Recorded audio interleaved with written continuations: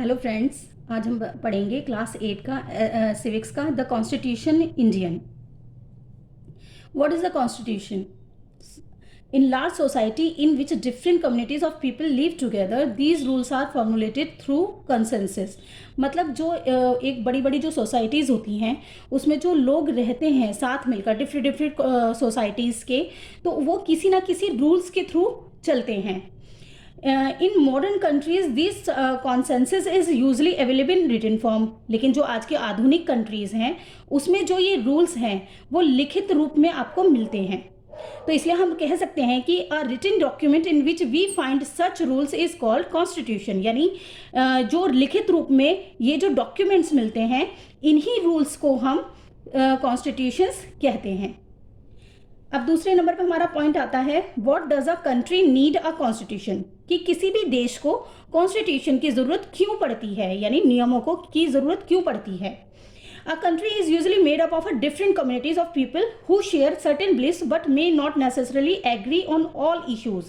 देखिए, कोई भी जो देश है वो बहुत अलग अलग धर्मों के लोगों से मिलकर बना हुआ होता है और जो अपने ही बिलीफ्स को शेयर करते हैं, लेकिन ये ज़रूरी नहीं है कि वो हमेशा एक इशू पर सेम थॉट्स रखें। A constitution helps serves as a set of rules and principles that all person in a country can agree। तो इसीलिए जो कॉन्स्टिट्यूशन होता है, जो संविधान होता है, वो इस तरीके से रूलों को बनाता है, ऐसे नियमों को बनाता है जिस पर अलग अलग कम्युनिटी के जो लोग हैं वो उस पर एग्री कर जाएं as the basis of the way in which they want the country to be government. और इसी के आधार पर वो अपने जो गवर्नमेंट होती है उसको चाहते हैं। सेकेंड पॉइंट आता है an agreement on certain ideals that they all believe the country should uphold. यानी वो ये जो एग्रीमेंट होता है इसमें जो आदर्श होते हैं लोगों के या जो विश्वास होते हैं उसमें ही कंट्री को अपहोल्ड करके रखा जाता है, जोड़ कर रखा जाता है। और जो थर्ड हमारा जो पॉइंट आता है वो है the next important purpose of a constitution is to define the nature of country's political system. जो नेक्स्ट जो पर्पस है कॉन्स्टिट्यूशन का वो ये है कि जो ये कंट्री की जो पॉलिटिकल सिस्टम है उसके नेचर को बताता है। देखिए, जो हमारा जो डेमोक्रेसी होती है उसमें जो लीडर्स होते हैं वो लोगों के द्वारा ही चुनकर आए जाते हैं, जिससे कि जो लोगों की प्रॉब्लम्स को ही आगे रखते हैं सरकार में। तो ये हमारी इस चीज़ को भी डिफाइन करता है। The third reason why we need a constitution is to save us from ourselves। जो थर्ड रीजन है कि कॉन्स्टिट्यूशन की जरूरत हमें क्यों है वो इसलिए है कि कभी कभी ये हमें हमारे अपने आप से ही बचाता है। This may be sound strange ना, बिकॉज अब ये कैसे हो सकता है, कभी कभी क्या होता है कि हम इमोशनली किन्हीं विचारों में बह जाते हैं और उसी को ही स्ट्रांगली मानना शुरू कर देते हैं। लेकिन ये जो कॉन्स्टिट्यूशन है वो उसके जो रूल्स हैं वो हमें इस चीज़ से निकालता है और ये समझाने की कोशिश करता है कि जिस पॉइंट पर अगर आज आप ही सोच रहे हैं वो लोगों के हित के लिए नहीं है। आगे बढ़ते हैं। अब हमारा नेक्स्ट आता है द इंडियन कॉन्स्टिट्यूशन की फीचर्स, यानी भारतीय संविधान के प्रमुख विशेषताएं। भारतीय संविधान की पहली विशेषता है फेडरलिज्म। फेडरलिज्म का मतलब होता है संघवाद, यानी फैलाव।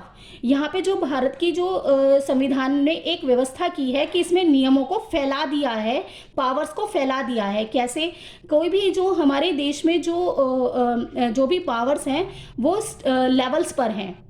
हमारे यहाँ पे 3 लेवल्स हैं। Number 1 central, number 2 state and number 3 पंचायती राज। यानी अगर पूरे देश को कौन संभालता है? हमारी सेंट्रल गवर्नमेंट संभालती है। स्टेट को कौन संभालता है? हमारी स्टेट गवर्नमेंट संभालती है। और जो छोटे छोटे गांव हैं उन्हें कौन संभालता है? उन्हें पंचायती राज संभालता है, जिससे कि पावर बढ़ गई है उन लोगों का, जिसकी वजह से ज़्यादा ध्यान रखा जाएगा, लोग अपनी बातों को सरकार के सामने ला पाएंगे। नेक्स्ट है दूसरा जो हमारा फंडामेंटल राइट है वो है हमारा पार्लियामेंट्री फॉर्म ऑफ गवर्नमेंट। दूसरा जो इसका प्रमुख विशेषता है वो है इसकी पार्लियामेंट्री फॉर्म ऑफ गवर्नमेंट।